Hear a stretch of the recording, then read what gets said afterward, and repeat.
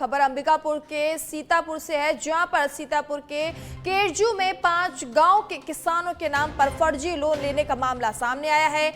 250 से अधिक किसानों के नाम पर 20 करोड़ से अधिक फर्जी लोन का मामला सामने आया है। आपको बता दें कि 200 से अधिक किसानों ने पूर्व मंत्री अमरजीत भगत के साथ कलेक्ट्रेट का घेराव किया है। किसान धान बेचने पहुंचे समिति, तब फर्जी लोन का उनको खुलासा हुआ। किसान फर्जी लोन को लेकर हो रहे परेशान, मामले में कलेक्टर ने जांच के आदेश दिए। तो आपको बता दें कि किसान धान बेचने पहुंचे, तब इसके बारे में उनको पता मिला, उनको जानकारी हो पाई। किसान फर्जी लोन को लेकर बड़े ज्यादा परेशान नजर आ रहे हैं। मामले में कलेक्टर ने जांच के आदेश जारी कर दिए हैं।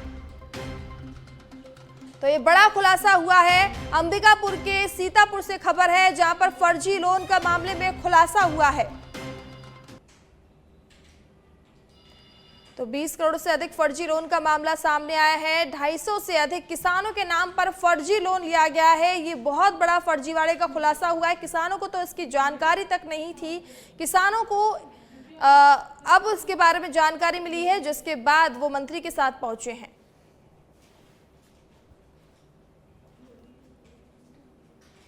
सर, हम लोग का समस्या है कि इन साल धान बेचे थे सर मंडी में, हमारे किरजू पंचायत में, जिसमें कि 5 पंचायत है, हम लोग का पंचायत है सर। और जिसमें हम लोग धान बेच दिए थे 5 तारीख को। तो पैसा लेने आया तो सर बैंक पेटला में कि हम लोग का लोन दिखा रहा है। लोन तो नहीं लिए हैं सर, उसमें 30,000 लोन लिया था लेने के लिए, उसमें 3 लाख लोन हमारे नाम से फर्जी ऋण ले लिया समिति प्रबंधक। उसके कारण हम लोग कर्ज में बंधा गए।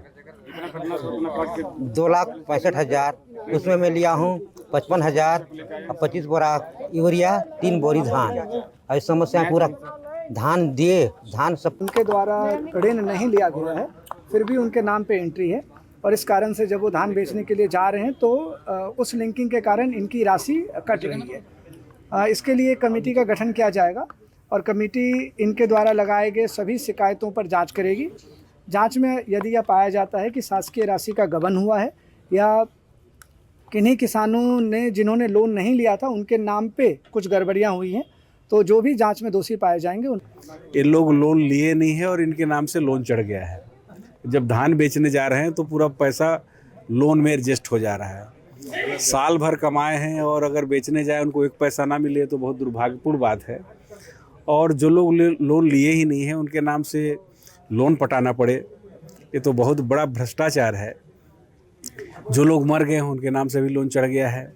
जिनका ज़मीन नहीं है उनके नाम से भी लोन चढ़ गया है। तो ये जो भर्राशाही भ्रष्टाचार वहाँ पर जो मचाए हैं उसका जांच होना चाहिए और किसानों को इसका खामियाजा नहीं भुगतना पड़े। इसका सूरजपुर के रामानुज नगर क्षेत्र में उमापुर धान खरीदी समिति में हमाली को लेकर बड़ा बवाल हो गया है। धान खरीदी के दौरान 15 रुपए प्रति बोरी हमाली दर को लेकर किसान और मजदूरों के बीच विवाद शुरू हुआ, जो देखते ही देखते मारपीट में तब्दील हो गया। घटना के बाद मौके पर अफरा तफरी का माहौल बन गया है। मामले को लेकर एक मजदूर ने पूरे घटनाक्रम की शिकायत रामानुज नगर थाने में भी दर्ज कराई है। तो आप देख सकते हैं तस्वीरों में किस तरीके से आपसी लड़ाई शुरू हो चुकी है, आपस में लोग लड़ रहे हैं। तो किसान और मजदूरों के बीच ये विवाद की तस्वीरें आप देख सकते हैं टीवी स्क्रीन पर कि आपस में किस तरीके से लोग लड़ रहे हैं। तो उमापुर धान खरीदी समिति में ये हमाली पर बवाल हुआ है।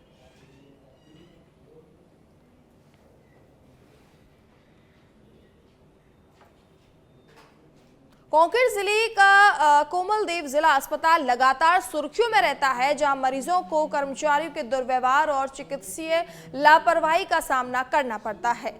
अनंतागढ़ के गुड़ीपारा निवासी महेश यादव इलाज की उम्मीद लेकर आए थे, लेकिन अस्पताल में भर्ती होने के बावजूद डॉक्टर नहीं आए, ना ही खून की जांच हुई और ना ही कोई उपचार। थक हार कर परिजनों को उन्हें ब्लॉक अस्पताल ले जाना पड़ा। अस्पताल अब सिर्फ मेडिकल विद्यार्थियों के अभ्यास का केंद्र बनकर रह गया है, जबकि गरीब और असहाय मरीजों की सुध कोई नहीं लेता है। शासन प्रशासन केवल निरीक्षण या मंत्री आगमन के समय सक्रिय दिखाई देते हैं, उसके बाद व्यवस्था फिर से जस की तस रह जाती है। जनता की उम्मीद सरकार से अब पूरी तरह से नहीं हो पा रही है। तो आप देख सकते हैं कि अस्पताल की व्यवस्था किस तरीके से चरमराई हुई है। गरीबों के लिए अस्पताल खुलता है लेकिन उनको इलाज नहीं मिल पाता है, और ये पहली बार नहीं है। इस तरह की तमाम खबरें लगातार आती रहती हैं, लेकिन इसके बावजूद प्रशासन की तरफ से कोई भी एक्शन नहीं लिया जाता है। मजबूरन गरीबों को ब्लॉक में जाकर अपना इलाज करवाना पड़ता है। ये अस्पताल सिर्फ प्रैक्टिस के लिए ही बनकर रह गया है।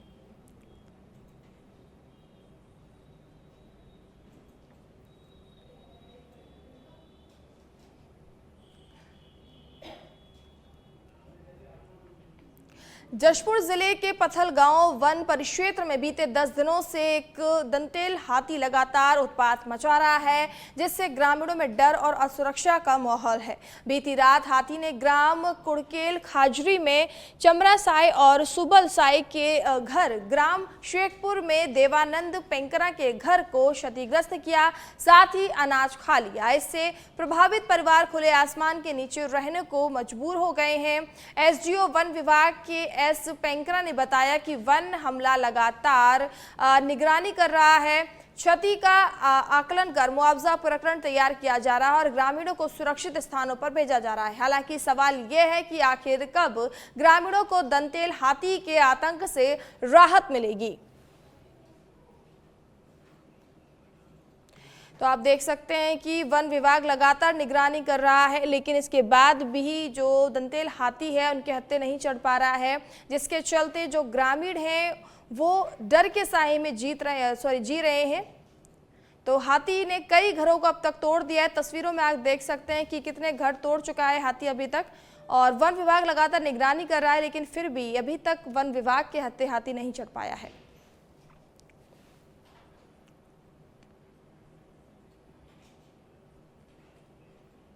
मुंगेली में जिला प्रशासन ने धान की अवैध ओवरलोडिंग और रिसाइकलिंग के मामलों में सख्त कार्रवाई की है। कलेक्टर कुंदन कुमार और एसपी भोजराज पटेल के नेतृत्व में उपलेटा और वर्धमान राइस मिल तथा नवागांव गुठेरा उपार्जन केंद्र का निरीक्षण किया गया। निरीक्षण में अनियमितताएं पाई गईं, जिसके चलते उपलेटा राइस मिल को तत्काल सील कर दिया गया और ओवरलोडिंग में संलिप्त 9 वाहनों को जब्त किया गया है। जांच में पता चला कि कस्टम मिलिंग के नाम पर प्राइवेट मिलिंग हो रही थी और विभिन्न फर्मों के बीच अवैध रूप से चावल का ट्रांसफर किया जा रहा था। राज्य से प्राप्त अलर्ट और वाहन मूवमेंट की जानकारी से स्पष्ट हुआ कि शासन को आर्थिक हानि पहुंचाने का प्रयास किया जा रहा था। कलेक्टर ने पूरे मामले की विस्तृत जांच कर संलिप्त राइस मिल संचालकों और फर्मों के खिलाफ कड़ी कार्रवाई की चेतावनी दी है। मुंगेली ज़िले में बहुत सारे मिल और सहकारी समितियों जो है उन पे की एक रिपोर्ट आई थी, जिसमें कि ओवरलोडिंग और रिसाइकलिंग की शिकायतों का पूरा एक डेटा हमारे पास आया था। सवेरे से पूरी फूड की टीम, राजस्व की टीम, पुलिस की टीम ने मिलकर हम लोगों ने इसको रिव्यू किया, और इसमें जो उपलेटा ट्रेडर्स की जो 6 राइस मिल्स हैं उसमें सबसे बड़ी गड़बड़ी सामने आई है, और उसमें ओवरलोडिंग के अलावा रिसाइकलिंग की भी शिकायतें। और अभी हम लोग पूरी टीम आके यहाँ पे पूरे चारों फर्मों का मुआयना किया। मुआयने पे बहुत संदिग्ध स्थिति में एक तो जो बाउंड्री वाल है वो पीछे का टूटा हुआ है, पीछे खेत है, उससे पिलफरेज और बाहर का धान खपाने की उसमें आ रही है। जब कस्टम मिलिंग का सीजन चल रहा है और उसमें प्राइवेट मिलिंग भी की जा रही है, 4 फर्मों के बीच में कोई भी एंट्री, कोई एग्जिट, कोई भी इस तरह का नहीं है। चारों फर्म के जो धान और चावल हैं वो एक दूसरे पे खपाने का जो खबर नर्मदापुर से है, जहां पर पीएम श्री कॉलेज में school bag with educational desk वितरण कार्यक्रम आयोजित किया गया, जिसमें स्कूल एवं परिवहन मंत्री राव उदय प्रताप सिंह, राज्यसभा सांसद माया नरौलिया और विधायक सीता सरन शर्मा ने शासकीय प्राथमिक विद्यालय के बच्चों को विशेष रूप से डिजाइन किए गए स्कूल बैग वितरित किए। आईआईटी कानपुर द्वारा विकसित इस बैग्स में फोल्डिंग डेस्क लगी है, जिससे बच्चे बिना झुके पढ़ाई और लेखन कर सकेंगे। राज्यसभा सांसद माया नरौलिया की पहल पर जिले के 28,000 विद्यार्थियों के लिए बनाए गए इन बैग्स का निर्माण अवध फाउंडेशन द्वारा गेल कंपनी के CSR राशि से कराया गया है। कार्यक्रम में बच्चों ने बैग पाकर खुशी व्यक्त की और कहा कि ये बैग उनकी रीढ़, आंखों और मस्तिष्क के स्वास्थ्य के लिए लाभकारी होगा।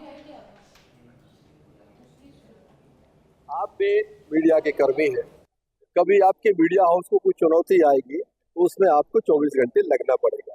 SIR का काम हर दिन नहीं होता, 20-25 साल में एक बार होता है। और हमारे आदरणीय शिक्षकगण ने, जिनकी सबकी ड्यूटी नहीं लगी, हम लोगों ने कोशिश की सब्जेक्ट टीचर को उससे बचा के रखा जाए, लेकिन जिनने भी ड्यूटी लगी है बहुत ईमानदारी से SIR का काम भी किया है, बच्चों की शिक्षा का भी काम किया है। पहले स्कूल में काम किया, फिर एडिशनल समय में उन्होंने SIR का काम किया। हमारा शिक्षण व्यवस्था बाधित नहीं होने दी, इसके लिए मैं आपके माध्यम से सभी शिक्षकों का भी भिंड शहर कोतवाली क्षेत्र में साइबर ठगों ने रिटायर्ड शिक्षक प्रेम सिंह कुशवाहा को डिजिटल अरेस्ट कर 29,50,000 रुपए की ठगी की है। मीरा कॉलोनी निवासी प्रेम सिंह के मोबाइल पर अज्ञात नंबर से कॉल आया, जिसमें कॉल करने वाले ने खुद को साइबर क्राइम अधिकारी बताया और कहा कि उनके नाम से संदिग्ध लेन देन हुआ है। ठगों ने वीडियो कॉल के जरिए उन्हें डराया धमकाया, घर से बाहर ना निकलने और किसी से संपर्क ना करने की चेतावनी दी। भय के कारण शिक्षक ने अपनी जीवन भर की जमा पूंजी विभिन्न खातों में ट्रांसफर कर दी थी। परिजनों से चर्चा के बाद ठगी का पता चलने पर उन्होंने शहर कोतवाली में शिकायत दर्ज कराई है और पुलिस ने अज्ञात ठगों के खिलाफ प्रकरण दर्ज कर जांच शुरू कर दी है।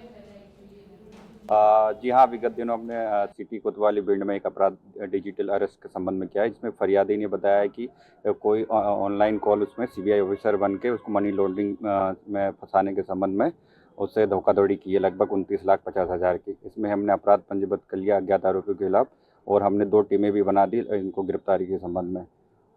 मैं आम जनता से भी अपील करूंगा कि कोई भी विधि में ऐसा ऑनलाइन गिरफ्तारी करने का कोई प्रावधान नहीं है। आप जागरूक रहे और कोई भी ऑनलाइन लिंक या वीडियो कॉल को आप अटेंड नहीं करें और इस तरह की कोई चीज़ें आती तो तत्काल पुलिस को सूचना दें। सर, बताया जा रहा है कि कोई वर्दीधारी था जिसने वीडियो कॉल किया है और पुलिस अधिकारी बन के वीडियो कॉल किया है। जी हाँ, मैं वही बताना चाह रहा हूँ कि कोई भी विधिक प्रावधान नहीं है ऑनलाइन गिरफ्तारी के संबंध में। अगर इस तरह की कोई चीज़ें आ रही तो निकटतम थाने में आप तत्काल सूचना दें। इसमें साइबर को लेकर क्या किस तरीके से पुलिस काम करेगी? हमारी टीमें हैं और इसके अकाउंट के पीछे हमारी टीमें लगी हुई है और आरोपियों को गिरफ्तार करके हम पूरा इसमें जो भी ठगी हुई इसके रिकवरी का पूरा प्रयास। खबर दतिया से है, जहां पर दतिया में हत्याओं का सिलसिला लगातार जारी है। सिविल लाइन थाना क्षेत्र में झांसी बाईपास पर दिन दहाड़े हत्या का मामला सामने आया है। सुबह करीब 9:30 बजे अज्ञात बाइक सवार बदमाशों ने युवक को गोली मार दी, जिसमें 36 वर्षीय रामपाल गुर्जर की मौके पर ही मौत हो गई। साथियों के साथ साथ बाइक पर जा रहा था युवक। बाइक पर सवार 2 बदमाशों ने पीछे से फायर की, जिससे सिर में गोली लगने से मौके पर ही मौत हो गई। सूचना मिलते ही पुलिस मौके पर पहुंची और मामले की जांच पड़ताल में जुटी हुई है। तो आप तस्वीरों में देख सकते हैं किस तरीके से दिन दहाड़े हमला किया गया है। अज्ञात बाइक सवारों ने युवक को गोली मार दी है।